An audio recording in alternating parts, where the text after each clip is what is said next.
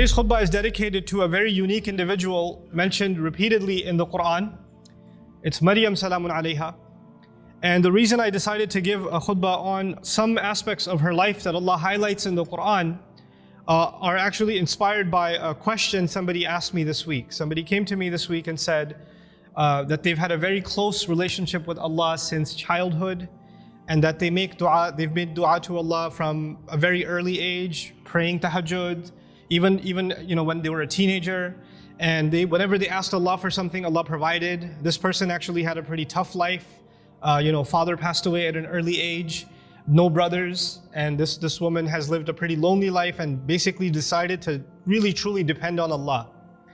And so as she grew and developed in her years, she found that Allah miraculously answers her prayers. Every time she asks Allah for something, Allah has never left her prayer unanswered. So she developed this reliance and this closeness with Allah and would always turn back to Allah.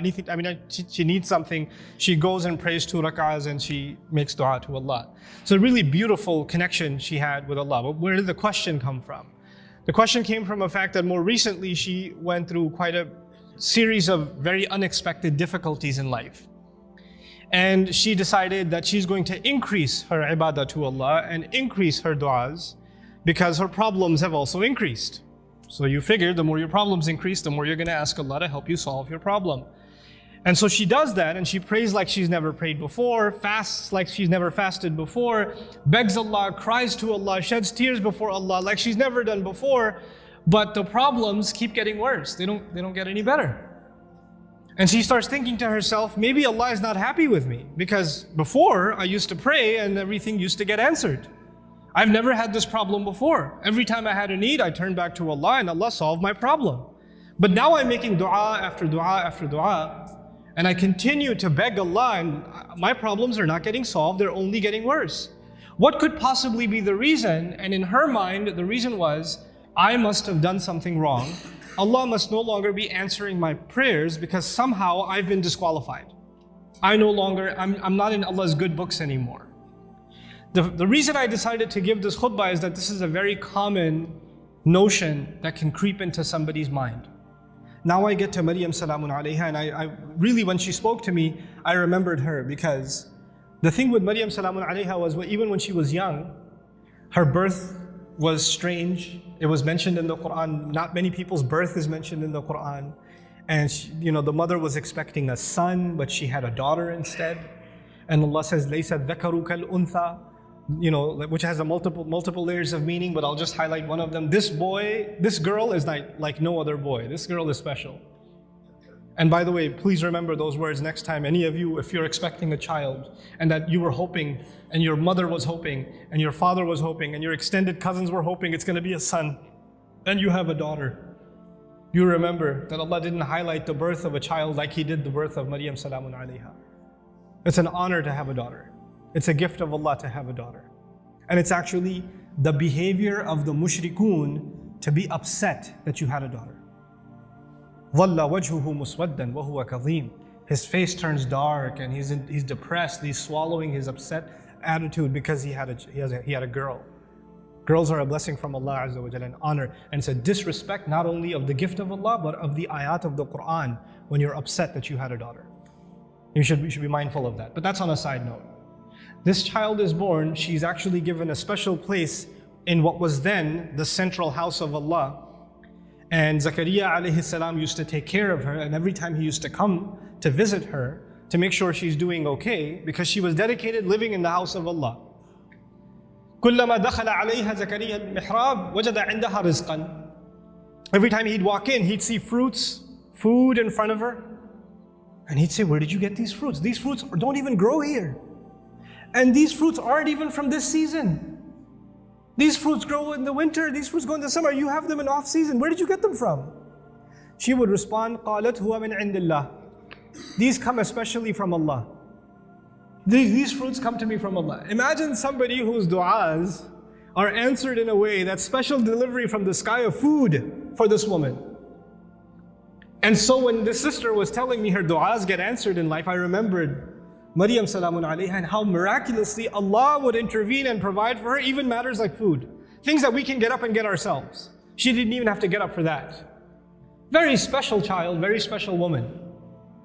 And so about this woman, what I wanted to share with you is later on in life what happens to her. When she's a young woman, angels visit her, tell her that she's going to have a child. The first thought in her mind, I'm not married. What do you mean I'm going to have a child? Lam yamsasni bashar. No man has ever touched me. What in the world do you mean I'm going to have a child? كَذَلِكِ قَالَ هُوَ رَبُّكِ. That is how your master declared it. I'm sorry, we're just here to deliver the news. We're not here to negotiate whether this is going to happen or not. That decision has been made. You're having a baby. Now she's in shock. What am I going to do? She's going to turn back to Allah and hope that this will not happen to her. But it's going to happen. And I'll fast forward a little bit for you, just so you appreciate what happened to this woman. After she had the baby, and she came back to her town, the entire community that looked up to her as a zahida, as a spiritual woman, as a woman of worship and ibadah, someone who even the prophet of their community, Zakariyya, had endorsed. She grew up under the tutelage of Zakariyya alayhi salam. All the masjid community is standing there. She's walking back with a baby, and they all start collectively, together, start humiliating her. How could you do this? What have you done? There are women in the Jum'ah today. No Muslim woman can ever imagine being in a situation where she's holding a baby and somebody's telling her that child is not legitimate. She cannot imagine that kind of humiliation. No Muslim. And none of us can imagine that kind of accusation for our sister, for our mother, for our daughter. We cannot imagine that pain. It's beyond us.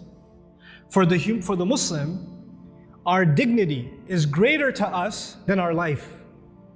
The sense of dignity Allah has given us is more valuable to us than even our life. And she knows that when she goes back with this baby, that's what they're going to say. It's one thing that they might be saying it behind her back. They're saying it in public, in front of her. Now I want to take you back to how she dealt with this problem. Because no amount of dua she made is going to change what Allah has decided. Allah has decided that she has to face this. She has to stand in front of this. And what does she do? When the child comes, as she's about to deliver the child, she says, Ya laytani mittu qabla hadha. She says, if only I could die before this happens. Hopefully I die giving birth. It's all on her mind. Because that will be an easy escape from what is coming. There is no other place in the Qur'an anybody ever wishes for death. This is the only one. Think about that. Why is it there? Allah Azza wa Jalla is acknowledging that sometimes people go through such traumatic, humiliating situations where they wish they were dead. Even that happens. That's how extreme her situation became. And Allah acknowledged that and recorded that in the Qur'an. Ya laytani mittu qabla hadha. I read this and I was just in shock. Like, how did she just say that? You know, our Messenger alayhi salatu wasalam told us, La yatamannayanna ahadukum al-maut. None of you should ever wish for death. You should not wish for death. That's not something you should say casually. And she's actually now wishing for death. Why? Because this is an extreme case. This is a crazy situation. And so, you know, the humiliation she will face is far worse than death. So she says, Ya laytani mittu qabla hadha. There are going to be, this is in the Qur'an for a reason. There are going to be people that are going to be in humiliating situations. And there's no getting out of it. There are going to be people that are going to have to face their family, that are going to have to face false accusations, that are going to have to face up to a mistake they made in the past. Who knows? And they're going to have to face that kind of trauma. And they'll have to find comfort in the example of Maryam salamun alayha. But she didn't stop there. She said, وَكُنْتُ نَسْيًا مَنْسِيًّا. 2 words, نَسْيًا مَنْسِيًّا. It was incredible words. Nasi in Arabic, they say fa'al and fi'il, these two awzan. They say nisi also. In one qira'ah it's nisyan. In another qira'ah it's nasyan. This is similar to dhibh. In the Arabic language, you have 2 kinds of words, dhibh and mathbuh. Nasi and mansi. The first of these words is actually used, I wrote this down for you. وَلَا يُقَالُ لِلْكَبْشِ ذِبْحْ إِلَّا إِذَا أُعِدَّ لِلذِّبْحِ. For an animal, for a goat or a ram, you don't call it dhibh until it's ready to be slaughtered. It hasn't been slaughtered yet. Once it is slaughtered, it's called dhabih. It's called madhbuh. Not before. Before it's called dhibh. She uses two words. Common translations say, I wish I was dead, I wish I was forgotten. That's what the translation says. But there are two words of being forgotten. One of those words, nasyan, actually means I wish, even though, because she's away from the masjid, right? She's not back home. I hope nobody ever misses me. They don't even ask the question, where did Maryam go?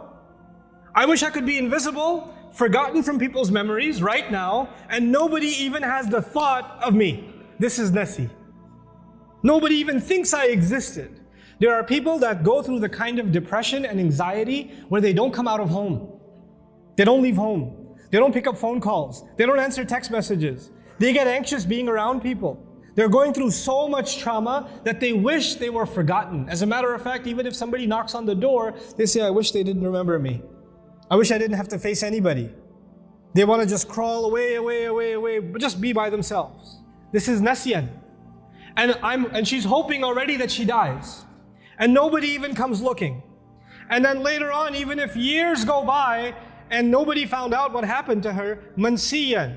She's completely forgotten. There's no memory of her in the future either. I hope nobody thinks of me right now and I become invisible in the future also. I wanted to highlight this woman's trial because this is a woman of dua whose du'as used to get answered immediately. She didn't even have to ask for food and it used to come. And this is the situation Allah put her in. This is the trial that Allah put her in. Think about that.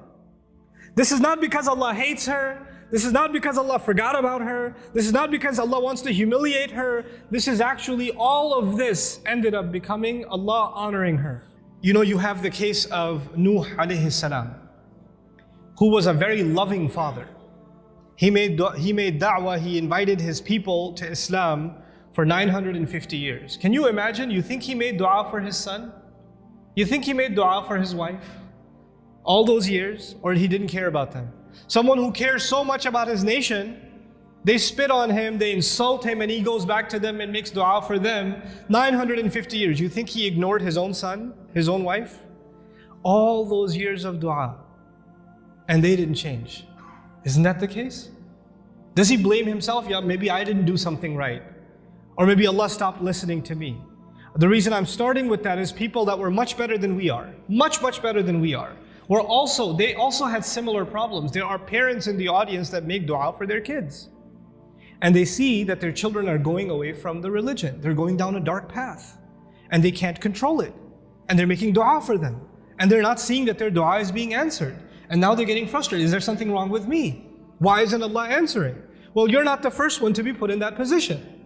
Our Messenger ﷺ made lots of dua. You don't think he made dua for his uncles? His family? You don't think he considered Abu Lahab when he made dua for guidance? And if he did, despite all of that loving dua, Allah Azza wa Jalla himself tell him, إِنَّكَ لَا تَهْدِي مَنْ أَحْبَبْتَ. You don't get to guide who you love.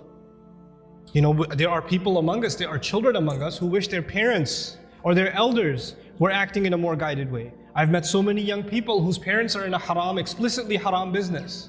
And the children, the son and the daughter is trying to tell the father and the mother, please get out of this. We're dependent on you, you're paying my college tuition, you're providing for us, but you're providing for us from haram income. And I'm not in a position to provide for the family right now, but this is wrong. And then they're told you're being disrespectful, you shouldn't talk back to your parents, etc., etc. Now, it's the flip side. It's the children making dua for the guidance of their parents. But things aren't changing. Things are where they were. These frustrating situations happen. And then on top of that are situations like health calamity. Not just family problems, but health calamity. Or you can't find a job, you have money problems. And you're making dua to Allah. You ask yourself, I even did i'tikaf last year. And I kept making dua and I didn't pick my head up from sajda all night long, and still I have this problem. Still it didn't go anywhere. So the first thing I want to remind myself and all of you is that prophets ﷺ, all of them, much before us, Allah mentions their du'as consistently in the Qur'an. And Allah also mentions their problems consistently in the Qur'an. You don't think, for example, that Yaqub alayhi salam, the father of 12 sons, made dua for all of his sons? And especially for his son Yusuf, when he lost his son Yusuf, you don't think he made dua for Yusuf's safety, that Yusuf should come back home, that he could look at his beautiful son once again? We know that he cried so much he lost his eyesight. He lost his eyes over crying over his son. And all of those du'as for so many years go unanswered, and then eventually they get answered. You don't think that the mother of Musa alayhi salam, when she put her baby in the water, and the river just takes the basket away, the basket could flip over any time. And how do you know the basket is waterproof? How do you know it's not going to leak? How do you know it's not going to hit a rock and it's done? You're throwing something in a river.